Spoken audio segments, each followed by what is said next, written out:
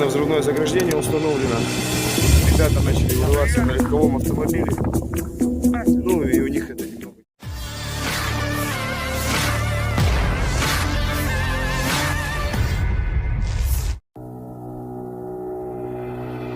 Sebuah rekaman ramai beredar di media sosial Telegram pada Kamis 12 Januari 2023. Dalam rekaman tersebut memperlihatkan Brigade Operasi Khusus ke-46 dari Ukraina yang menjadi korban penyergapan PMC Wagner Rusia.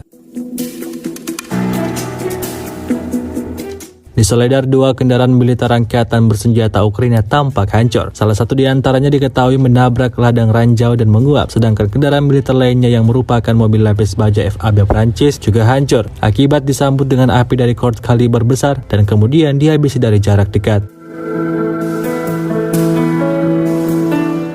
Insiden ini lagi-lagi menambah daftar panjang kerugian yang didapatkan militer Ukraina. Rusia melaporkan secara total 371 pesawat Ukraina dan 200 helikopter, 2.868 kendaraan udara tak berawak, 400 sistem rudal anti pesawat dieliminir sejak awal operasi khusus.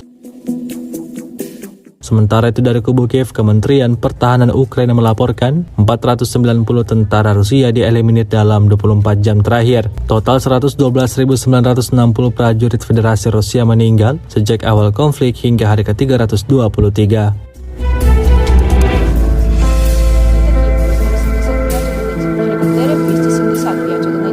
Автомобільної техніки та автоцистерн 4826, кораблі та катери 17, БПЛА оперативно-тактичного рівня 1862 одиниці, крилаті ракети 723, спеціальна техніка 184. Дані уточнюються. Підтримуйте Збройні Сили України. Разом переможемо. Слава Україні!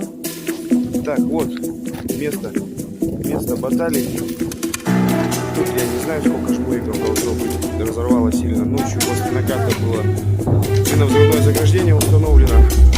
Ребята начали вырываться на легковом автомобиле. Ну и у них это немного не получилось. А вот стоит БРДМ. Этот БРДМ конкретно заслуга Петруя. Двигался по дороге. Петруй с торца завода. Там у нас стоял код.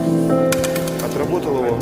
Отрабатывать он начал немного раньше, но вот задымился, скатился сюда, здесь его просто доработали и он сгорел.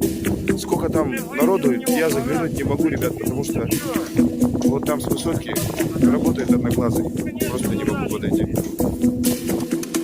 Так, вот место баталий. Тут я не знаю, сколько ж боевиков должно быть. Разорвало сильно. Ночью после наката было минно-взрывное заграждение установлено.